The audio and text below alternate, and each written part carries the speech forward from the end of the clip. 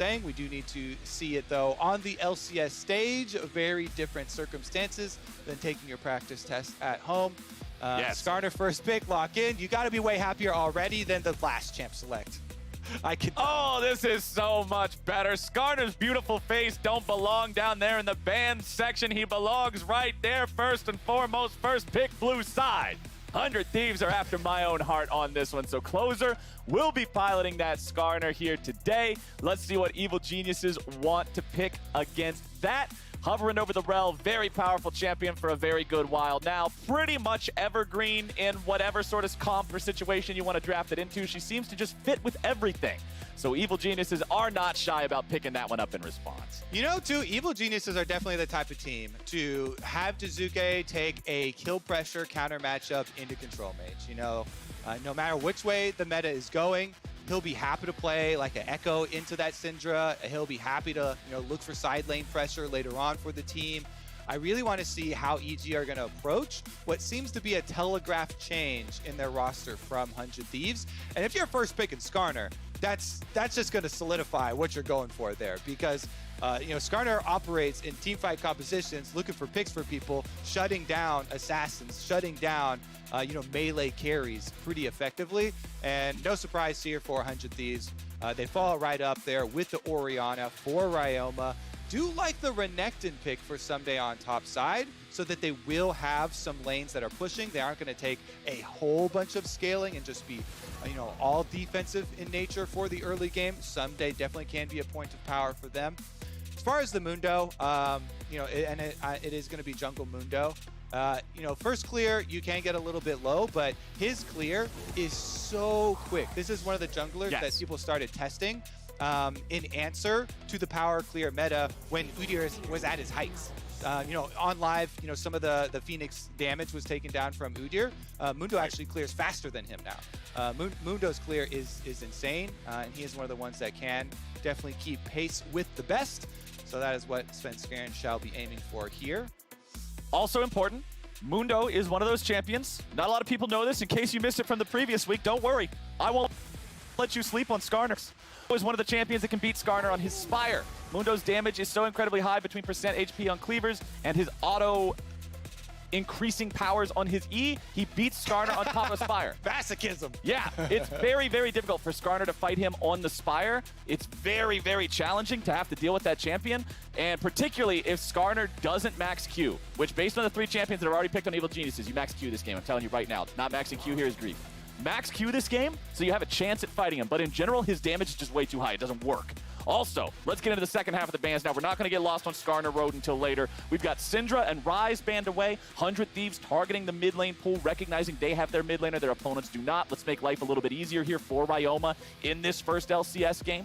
And on the other side, it's Thresh and Tristana banned away. Thresh, a powerful support just in general against melee-heavy compositions. Tristana is just OP right now, so taking that off the table makes a lot of sense. Kaisa locked in for Evil Geniuses. Immediate response in the AD carry slot from 100 Thieves is Xayah with Alistar right next to her. Kaisa, one of the few AD carries that actually can deal very effectively with the Rell engage. Really good self-peel for him. Alistar, as we said in the previous game, we've seen supports now much more dialed in on the timings for interrupting Rell as well, getting those knockups. There's the Ekko that we were looking for, Flowers. Okay. Never afraid to throw it down. I love it. It is going to mean that they do want more vision around mid, though, because if Ekko goes in, even though you do get your speed boost off of proccing your passive for your trades in lane, if Skarner is there, that can be an easy turnaround. And Mundo doesn't set up a whole lot for Ekko as far as the mid 2v2 going on. Cleavers are really good in getting the slow so that you can then land your parallel convergence and hope that they're in. But it's very tricky. That is by no means a guaranteed combination for them to be able to pull off. And Ekko's trading pattern does, rely pretty heavily on having that jungler advantage, that kill pressure advantage, so that Orianna doesn't know, if the all-in attempts really have bite behind them or not. Ekko can go into a more defensive, style of laning and just throwing out the Qs. but would definitely like to go for a more aggressive look as far as trading. And I have to say, I'm looking at supports, honestly. With these two junglers in the game, I really want to hyper-focus on supports roaming mid, because that has been one of the big things. LEC and LPL both, the best supports. We've seen such high impact from supports roaming mid with Leona, with Rell, with Alistar, all of these types of melee champions that can really affect those matchups as well. Well, here we go. Second match of the day. First one was very, very spicy, so hopefully that sets the trend moving forward. I can tell you already, we got Battlecast Skarner because of the way the spires are organized. They look like those little radio towers there if he's Battlecast. Excellent skin choice, crystal. my friend. Always I like the crystal skin. So my favorite one is the Cosmic, the most recent one. That one is Cosmic. There you go. That one has such incredible visual and audio design. Like, my applause to the skins team. Like, that one is just immaculate. I love it. Plus, it has 8 chromas, so that skin with all of the chromas put together is more than all of the other ones combined. It's okay. Next time we get a Skarner skin 6 years from now, it'll probably have chromas too, so then we're going to double it again. But until then, we're sticking with what we got, and Skarner's got some good ones. Closer is going for that Battlecast Skarner. Got the phase rush ready to go here in the jungle. Running what looks like Inspiration Runes as his secondary. That is a favorite of mine. I think that Inspiration Runes secondary are not run enough on Skarner in favor of other options. I like Inspiration a lot, so excited to see this one. And we'll see how this plays out. Again, because people still disagree on which abilities to max on Skarner, I can tell you right now, based on the fact that there are 4 melee opponents, I'm counting Gnar as melee because in a team fight he wants to be Mega Gnar every single time. You want to max Q in this game. Not maxing Q in this game is a grief. We need to see Q max from Closer for maximum clear speed on all his camps, for better dueling potential in small skirmishes, and for maximum DPS uptime against short-range opponents in team fights. It checks every single box, and it's what I want to be seeing. But for now, we're going to see both junglers start on the bottom side of the map, clear towards the top side, and maybe that'll turn into some PvP around this top side Scuttle Crab, Kobe. Well, I got to follow up for you then, Mr. Skarner aficionado. When you go Inspiration Secondary, do you go Hex Flash? Because Closer does. Hex Flash is a very interesting option that can create a lot of fun moments. I usually go free-ass boots instead, because I'm just going to be real with you, I forget that I have Hex Flash. I forget to use it because I'm not used to playing with it. My brain is not large. There's a reason that I'm a talk fast man and not a say smart things man. So I play around my own brain. But Hex Flash is very, very interesting for a lot of champions like Skarner that can use it over things like the Wraith Camp wall to make a flash ult play on the enemy mid laner. Impact losing against Ssumday here in these 1v1 trades. Ssumday maintaining control here with the Renekton. Gets the first part of the slice, doesn't go for the dice, doesn't want to end up taking a turret shot and being outplayed from Impact there. So erring on the side of caution against the mini Gnar. And here's my look on the Hex Flash. I also really, really love it anytime you have a champion that is going to run phase rush. We saw in the old days of the set supports, you know, running phase rush all the time and set being so popular. Hex Flash there is critical to that champion's identity, and you get so much out of it because if you're going phase rush, then that also means you are going Nimbus Cloak, and you're going to get more speed out of using it as well. So you can use it to jump low walls, like you're saying. You can also use it for any little burst in speed. Ooh, definitely losing half HP down here in the 2v2. FBI and Huhi doing a good job keeping control over this bottom lane. Very slight farm lead. Definitely, of course, has the opportunity to tie that one right back up with a couple of minions underneath the tier 1 here. Back in the mid lane, Ryoma versus Jiizuke. Closer's up here in the top half of the map. He'll grab that Scuttle Crab. You can see the same thing being attempted here in the bottom side river by Svenskeren. So both of these guys should be just about the same state here. You can see 28 farm versus 28 as that crab is picked up. Closer gets the slightly faster recall, immediately backing for the Ionian Boots of Lucidity. Such a powerful rush for these champions that love to have early ability haste, that are very dependent on movement speed because they don't have movement abilities. Always feels good to get that on first back. I also want to call out Ssumday's movement there. After pushing the first 3 waves in onto Gnar, goes on a roam through the enemy jungle super, super deep. And when a top laner goes off the map like that, you just saw Jiizuke have to play a little bit more back on Ekko, used his teleport back out. He then, as soon as Renekton shows up once again, can play aggressively again, and he goes for hard shoving the wave and has done a natural recall here. But that little bit of pressure that Ssumday applies also to the mid lane matchup, just by going into the fog of war after pushing lane on top side, does help tweak it a little bit as well. You know, as we were talking about in Champ Select, we have our eyes on supports trying to get those roams off towards mid. Same thing goes, you know, here for Renekton, as Ssumday did a pretty good job of using his advantage early to push in and then get a little mini roam off. Checking the gold, we're not seeing huge advantages earned anywhere here early on by just natural farming leads in one role versus another here in lane. Everybody's pretty close overall. Bottom lane's still going to keep telling the same story, it looks like, for now. Total gold, it's actually Svenskeren, the Mundo. The richest man on the map is big and purple, and he goes where he pleases. He's got the Bomby Cinder already in inventory. Talked a little bit last game when we saw the Kim tank on the Shen in the top side, how powerful this item is for playmaking, for tanks, for initiators, but we don't have time for that because here in the mid lane, Jiizuke is down to 200 HP. Ryoma's going for the kill here in the 1v1, gets the ulti out of the Ekko, and Jiizuke is forced to retreat. Honestly, I do like trading Shockwave for Ekko ultimates early game whenever you can, because it takes away so much of the possibilities here for Jiizuke, makes him a lot more vulnerable. And the early game Shockwaves aren't really as devastating as you're used to seeing later on in the game. It scales a lot better. So EG here, Svenskeren is taking the opportunity after the mid interaction here to fix up this dragon. No problem for Mundo. And you just called him out as being the gold leader. I'm not kidding about this clear speed for Mundo. This guy clears. This guy definitely burns through him.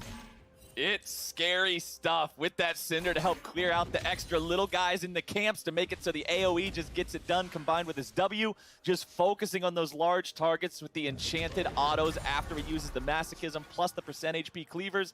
It's no wonder why this man is clearing through the jungle at record pace. But 7 minutes into the game, we're still 0-0, Kobe. Where are we expecting to see the action? Where's first blood going to go down?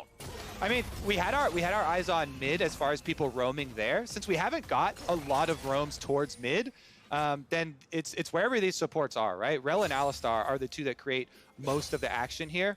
Impact's flash is blown right now, though, so this could be a target 400 Thieves if they want to apply some more pressure. Impact, you can see already kind of defaulting back to defensive Gnar play because his flash was blown previously. He does have to worry about Skarner flashing in there on him. Mini Gnar or not, you know, you try and jump off of Skarner's head, you get a stinger right in your face, and you're not jumping back off. You will have a bad time indeed, as Ryoma loses half his HP instantly there to the trade from Jiizuke, and the stun lasts long enough that he can't get anything back. Now, Closer does show up here in the mid lane, but Jiizuke still has his ulti ready to go, so it's not like he's super afraid of this. Skarner can just walk at him menacingly, but he's pretty much all right with this state of things. Yeah, definitely at a very stable state now too, because he can just fire off the Qs, annihilates the back wave pretty easily, with just a couple of those. Snaps right on through. Impacts here after they did get a little bit of vision there down towards the river, able to push up as well. Turns into Mega, and Svenskeren blast coning right over the top to finish off that control ward. Does get side of Closer, so there shouldn't be a surprise, but Impact's mini now. Oh, it's a whole 2v2 breaking out. The stuns and the damage and the CC are rolling in. 100 Thieves grabbing the first blood. 100 Thieves grabbing the second. Mundo farms fast, but he dies faster. Closer grabs the kill there. It is 1 kill for him, 1 kill for Ssumday, and 100 Thieves take that fight. They're going to hit the panic button as soon as they got that vision. Svenskeren, oh, here we go. Oh, but a beautiful follow-up here in the mid lane. Let's see if they can get the kill onto Jiizuke now. No, they will not. Jiizuke, he wins out on the 1v1 there against Ryoma, but with Huhi showing up to follow up, they end up forcing away Jiizuke's flash as well. Rift Herald secured by Closer here in the top half of the river as the prize for the top lane 2v2, and he'll have all 4 minutes to use that wherever he wants. All right, let's look at the exact timing they get vision of this Skarner here, because he's got it right now. So they have vision, and Impact knows he's going mini Gnar. Okay, so as soon as they got vision, he tried to start running away, but as we said, no flash transforming back into mini, there's no chance of getting out. Really good collapse from Closer here to go punish the flashless mini Gnar and get that kill for Ssumday. He's also going, by the way, he's just rushing the Prowler's Claw. Last time around, we saw Ssumday transition later, selling off the mythic item and then buying a late game Prowler's Claw. But Ssumday's going right into Prowler's Claw here. So he can use that for the extra dash to get in on Gnar. He really wants to make Impact feel the pain. That's so scary as a Gnar into that matchup as well, knowing that now he has 3 dashes to get on top of you, one of which gives him a damage amplification. People sometimes forget that about Prowler's Claw. Yes, it does damage when you dash on top of them, but it also amps all damage thereafter. So a super powerful opening to make things happen there in a trade against a vulnerable opponent. Now, Evil Genius is down a little bit over 1,000 gold. They did get themselves the first Drake of the game, so at least that's a bit of a consolation prize. But the big question I'm wondering right now, Kobe, Closer still has that Rift Herald in inventory, still over half the time remaining on it. I want to see where 100 Thieves decides to drop this and how they can get the maximum value for it. I've been looking top lane again here. Actually, Impact's Flash is coming right back off cooldown, so he should be a lot more safe in that area. You know, maybe they try and pull something off towards mid and try and get some mid pressure then with Jiizuke starting to actually get zoned off by Ryoma and now even baited in a little. Okay, Jiizuke immediately chrono breaking right back into Huhi's embrace. Yes, he stays alive for now, but a good Skarner ulti's going to keep him locked down through the stun. Svenskeren shows up to try to grab something after the fact, but he's too little too late. Thrown up into the air, juggled around, CC coming down. Svenskeren is tanky enough to get away, but it's 100 Thieves who have more bodies on the scene faster, and they're the ones getting the kill. It's kind of funny to keep seeing Svenskeren on Mundo keep going up, you know, to these fights with his solo laners after they're getting caught and they're in a bad position. He's like, "I'm here. I can't really save you, but I'm trying. I'm here for slow more them." support, bro." Yeah, it does go down. This does mean they start the Dragon teleport right back out here for Jiizuke, though. Okay, Evil Genius is trying to make a move after 100 Thieves spin a bunch of cooldowns there in the mid lane. They catch the enemy support, they punish Huhi, and now, with uneven numbers across the map, it's Evil Geniuses who can safely take their second Drake of the game. Mundo and Kaisa will pick that one up free of charge, free of any sort of worry or concern. Closer's moving in after Jiizuke here one more time. There is no ulti available here for the Ekko, and that is the second kill of the game for Ryoma. I don't think he's done either, Flowers. Closer might be on the warpath. He's looking topside. Remember, this is, well, he's got his flash back up for Impact, so it might be more difficult to pull off. Just immediately drop in Rift Herald, aggro the turret with that one. Closer does not have his ulti ready to go here, so they must be careful to make sure they don't just get wombo comboed underneath the turret. They'll just go after the turret here instead, allowing Gnar to transform. He'll continue defending, clearing away the waves. And now the Closer's ulti is back up in 5 seconds. If they want to try this again, they can. Hex Flash also available on the Skarner to go over the wall if that's the way they want to play it, but they're backing off. Closer's going back to farming. Here's another look at how Huhi got picked earlier. I like seeing that respect on the top side for the dangerous Gnar. But I don't think you need much of a closer look on that pick on Huhi. Just gets fully annihilated there. Nice, you know, slow into stun. And this is Jiizuke walking up towards defensive vision. Honestly, they knew that this side of the map was not there. So even though he wants to try and check for the vision, it's kind of a damned if you do, damned if you don't situation. Really dangerous to go and check that. It's when you get that inkling, oh man, there's definitely danger here. Let's go check it out, Flowers. Oh, we gotta go. We gotta go figure out what's going on, buddy. Well, what's going on right now is Evil Geniuses finding themselves 2,000 gold behind, but 2 Drakes up. No turrets taken yet so far this game. Has been some plating knocked down, particularly in that top lane where the Rift Herald was summoned, but the plating is only live for another 20 seconds, so probably not a whole lot more value to be found out of that one. Mundo already with the Kim tank completed, despite the fact that he doesn't have the same kill participation Skarner does. His extra farm is keeping the economy of the two rather similar. Closer now completing the Kim tank for himself with that moon plate there in the inventory now. Skarner's itemization in pro play is exactly like Udyr's. He'll go movement speed, but in the top side, movement speed ain't gonna keep Ssumday alive. Impact's going in for the solo kill with a little bit more damage. Misses the Q. Impact stays alive with a slice and dice. 150 HP, walking away, flashing for the outplay. He dodges the wallop, and that is the Ssumday special. Getting out of situations he has no business getting out of. Still running out here at 400 HP. Jiizuke's coming around down from the side. Impact with the flash for the slow on the boomerang, getting the hyper proc. They will bring down the croc, but man, that was a lot of work. It certainly was. It takes a while tracking down Ssumday. But in the end, Jiizuke is able to get it up there for the kill.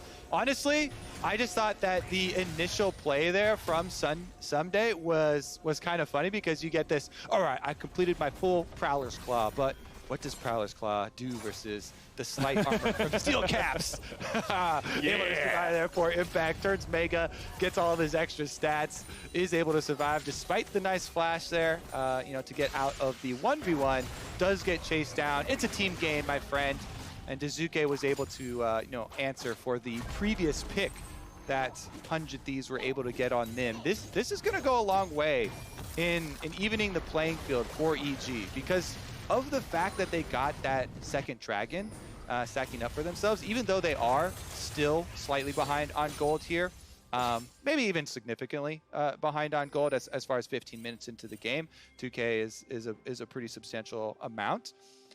With that extra kill being picked back up and getting that money onto Jiizuke to try and fund first core item here for Ekko, level 11 now, gonna be able to apply a lot more backline threat for EG. Or even transition it into side laning to try and set up some of these dragon fights where your EG are going to be drawing 100 Thieves' attention. That's actually going to be a pretty big setup for them. I wonder if Ssumday can actually just finish off solo this Herald while they're doing it though, because the bottom tower is already heavily damaged here by 100 Thieves. That's hurt. And if they're able to get the rest of these outers here with mid with a Rift Herald, then it becomes so much easier, for Closer to threaten these Skarner, Chem Tank, Flash, ultimate pickoffs. Yes, he has his real flash ready to go. So Chem Tank, Flash, Blue Smite, everything is prepared to make an easy pick. If we're looking at the enemy team, no one's paid their taxes. Not a single person has a QSS. It is a Skarner dream world right now. Easy to make picks, easy to make plays. Bringing back the enemy Mundo, looking to lock Svenskeren down with a shockwave showing up. Still looking to take him low, but not low enough. Svenskeren lives through it. Closer tries to go for the pick on the tank, and they are punished. FBI trying to escape now, forces Jiizuke to use the ulti to reset position. Closer is killed off. 100 Thieves are deep behind enemy lines. They have over-invested everything for a Mundo, and the investment was wrong. FBI is now stuck all the way back between the enemy turrets. Jiizuke's going after him. Impact's going in for a one-man ulti, but the follow-up is there from the rest of Evil Geniuses. Ssumday's trying to find something. He'll get one. Yes, it was one, but what was the cost? It was all four from 100 Thieves. Don't! Skarner ult! Mundo! Especially, wait, check the inventories. No healing cutting, no healing cutting. Where's my grievous wounds? No healing cutting, no grievous wounds. Especially with no grievous wounds. Flowers, they can't kill him. The Mundo ultimate just ticking away on Svenskeren as he gets pulled in there, consistently healing up. And then 100 Thieves have overcommitted into Evil Genius territory. Oh my goodness, that sets up their third dragon. That was way easier than we thought it was going to be for them, Flowers. This just takes that previous plan we laid out for them and bumps that sucker up to #1 priority. Now it's even gold footing with the 3-dragon lead. They go right for the Mundo, but guess what, Flowers? He got his ultimate off. So tanky. He's so tanky. And then look, FBI is actually turning around. He autoed onto Impact, so they didn't even have good focus fire there either. If you're going to take down Mundo, your only chance is right when he pops his ultimate for the the health cost. Maybe you can burst him, but he regens right back up. FBI, I like this little play here. He's like, all right, every man for himself. I'm scrambling up to the top side. And EG decide, all right, fine.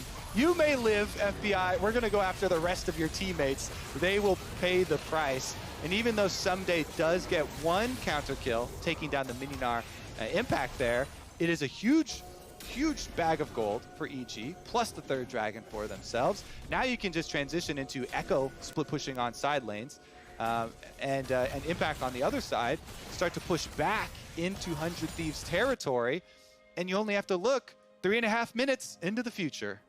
That's so scary. The idea of having to deal with Infernal Soul 23 minutes into the game if 100 Thieves do not successfully shut this down with an otherwise even gold state, that is frightening for 100 Thieves. Now they should be able to grab this tier 1 turret here in the mid lane.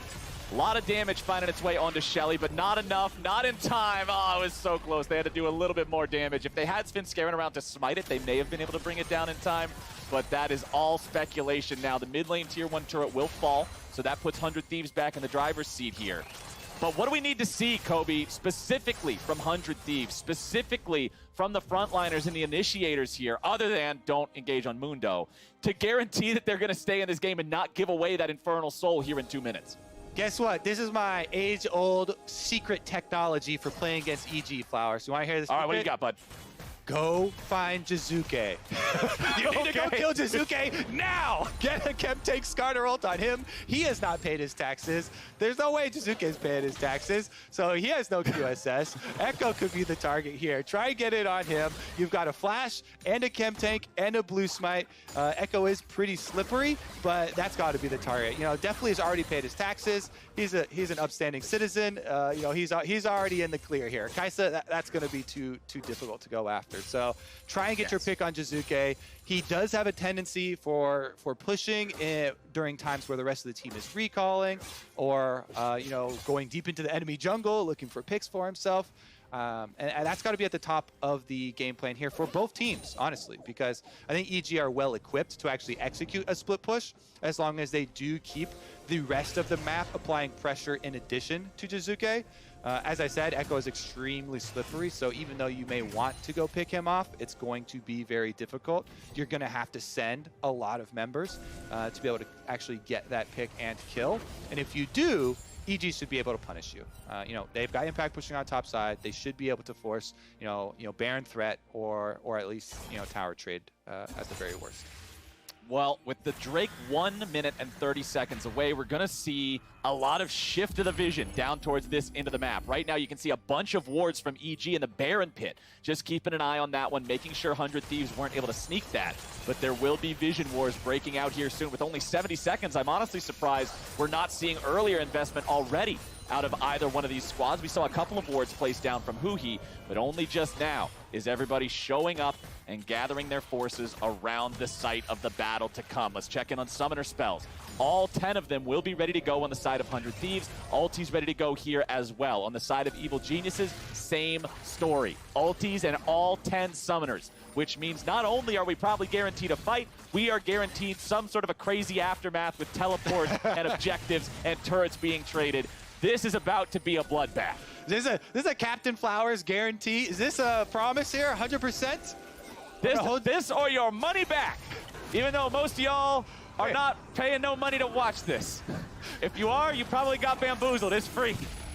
So I get $0 back for my... You get $0 back, and I'm not even charging any interest. You won't find these deals anywhere else. And right now, Evil Geniuses is looking to find the deal of a lifetime and take an Infernal Soul at 23 minutes. 100 Thieves looking for the chance to stop him. Sumday's on the flank, but a ward placed into the brush will find his location. Evil Geniuses have control over the river. They have control over the Skarner Spire.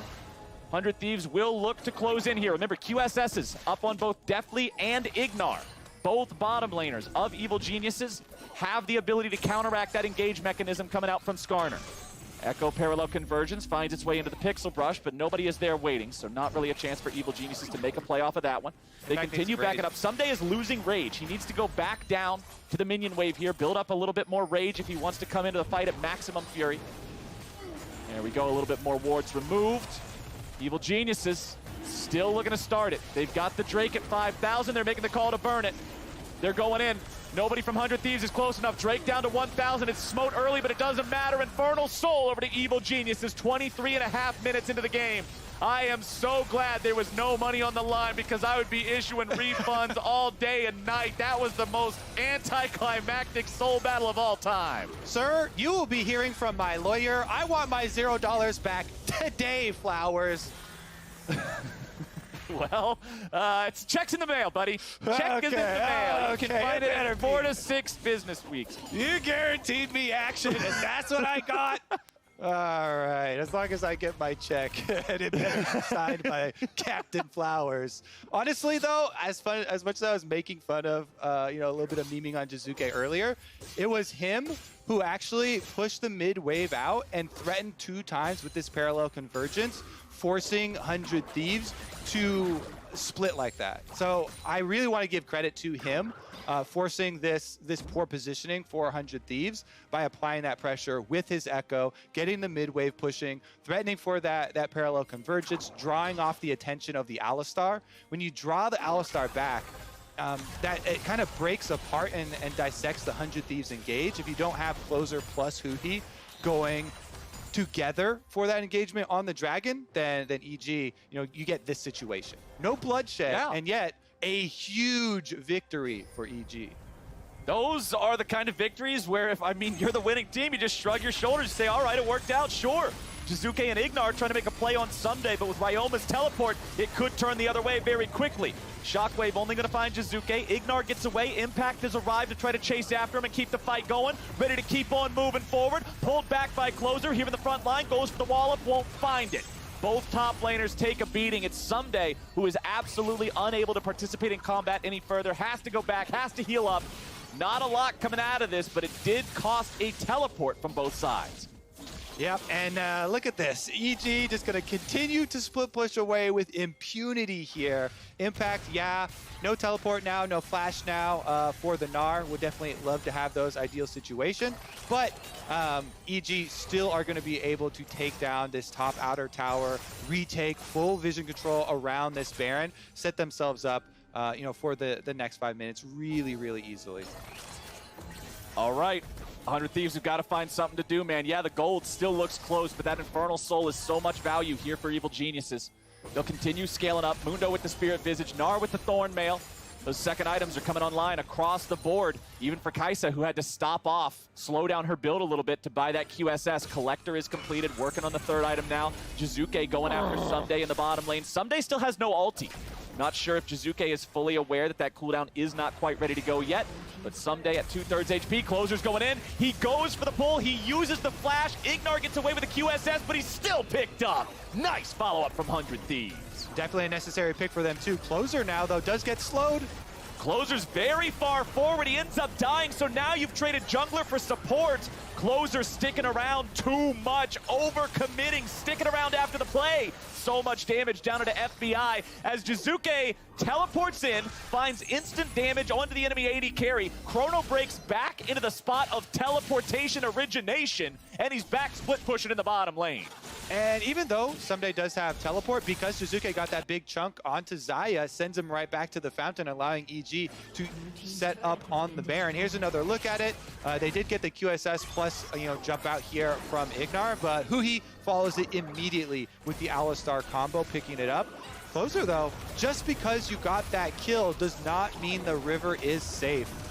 Mundo slow, into Impact, Boomerang slow as well. Definitely with the Infernal Dragon extra damage, just pops him so quickly. Even tanks don't look tanky anymore. No, it's a real difficult situation when you just get collapsed on by so much damage potential. Kaisa having the Collector to finish it off too. It's just easy money there. The game remains dead even in gold. We're going to have an Elder Drake up here at about 29 minutes into the game, Kobe.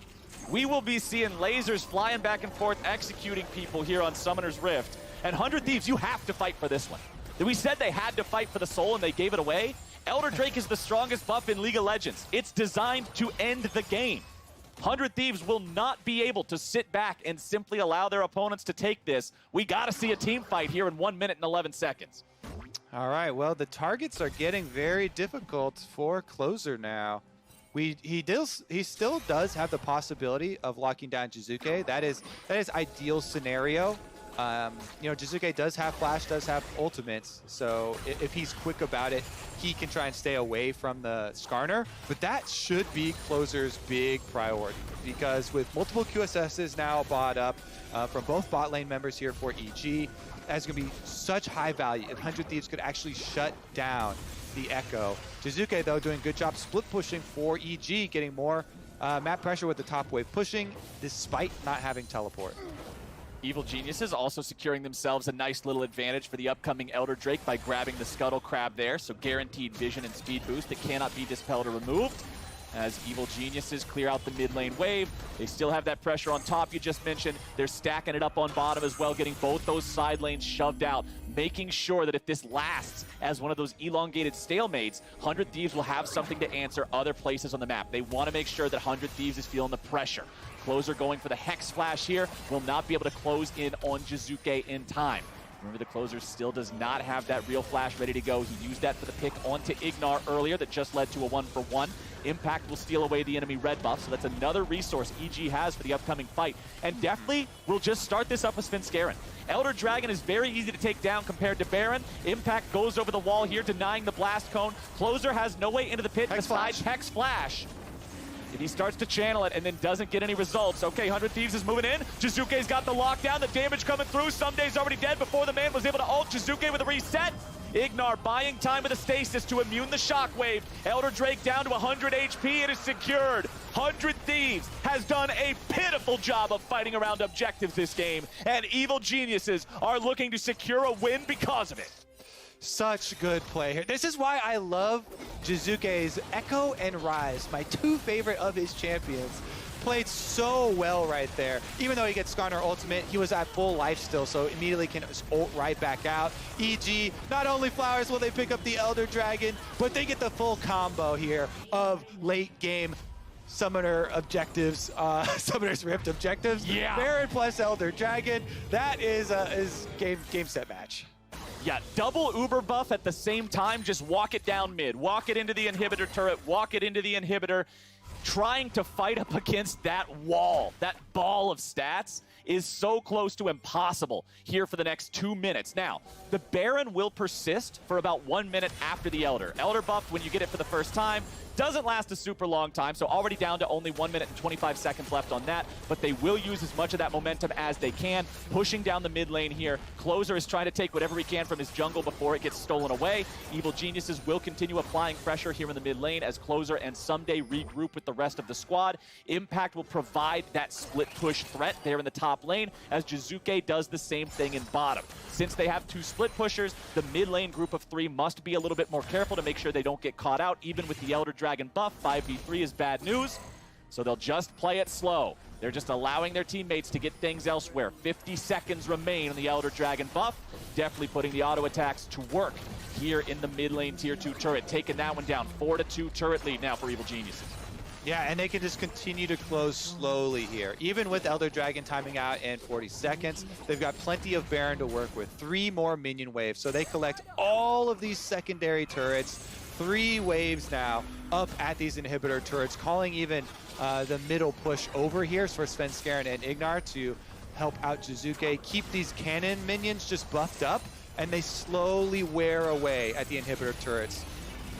Okay, mid lane inhibitor turret broken. Top lane inhibitor turret down to 10% HP. Bottom lane inhibitor turret's even lower. Everything is crumbling around 100 Thieves. Elder Dragon around for another 3 seconds. They don't want to fight until that dissipates. There you go. Elder is gone. Closer's got a nice pull. Jiizuke is going to be locked down. Immediately resetting now. Damage onto FBI is enough, and the enemy AD carry is already dead. Huhi's trying to make something happen here. They've launched one of their opponents down back into the turrets. Finally, they'll kill Svenskeren. But was it enough? It was only a Mundo. It was only a Mundo the entire time, and Evil Geniuses has the rest of the roster ready to go. Engage coming out from Ignar underneath the enemy remaining Nexus turret. Closer is on the run, but he and Huhi will do nothing to stand against Evil Geniuses as they take down 100 Thieves. Welcome back to the LCS, Ryoma. You are delivered a loss immediately at the hands of EG. Really well played by EG here. The early Dragon stacked up so quickly. Jiizuke then playing the side lane so well with his Ekko, constantly applying this pressure. Only got caught out a single time to a brush gank for them. And from that point on, EG steamrolling. And honestly, so much of this game comes back to me. If we trace 100 Thieves' troubles, it all comes back to that fight before the third Drake. It all goes back to the Skarner pull on the Mundo, where he gets down to 15% HP and he lives. It's an understandable error. They thought, hey, we have all 5 people here. We'll just grab him, blow him up. No way Mundo's able to survive this. But he was. He was tanky enough to survive it. And as soon as it happens, they're in a bad spot. They overchase. Now all of a sudden they're down 3-0 on the Drakes. The following soul fight, they put up no effort whatsoever. They walk away. Their opponents get it for free. And that's why I was so critical on their objective play, because that just put them in a spot where for the rest of the game, it felt like they didn't do anything. And for 100 Thieves, that one feels rough to have that one mistake of a team fight in the mid-game lead you down such a road to ruin. But for Evil Geniuses, they kept a good hold over things. They didn't jump the gun in any of those Drake team fights. They weren't unnecessarily impatient. They waited for their opponents to screw up. They waited for the good chance to take the Infernal Soul and to take the Elder Drake. And for a squad like this that has high highs but low lows, shoring up some of those lows is a really good sign heading into these last couple weeks. And this is why oftentimes when I see late season roster swaps, I view it as a symptom of a problem, a deeper problem here, you know, because there wasn't a huge change with bringing in Ryoma here, and 100 Thieves, even though they're at the top of the standings, definitely seem to be struggling with adaptation to the meta and some internal things they do need to work out. We'll see if they can fix it up. You know, moving forward through this weekend, though, they still have 2 more games to play, Saturday and Sunday. So good luck to the squad. And with that, we're going to a break yet again. But on the other side, we'll be breaking down that Evil Geniuses victory at the State Farm Analyst Desk. See you there.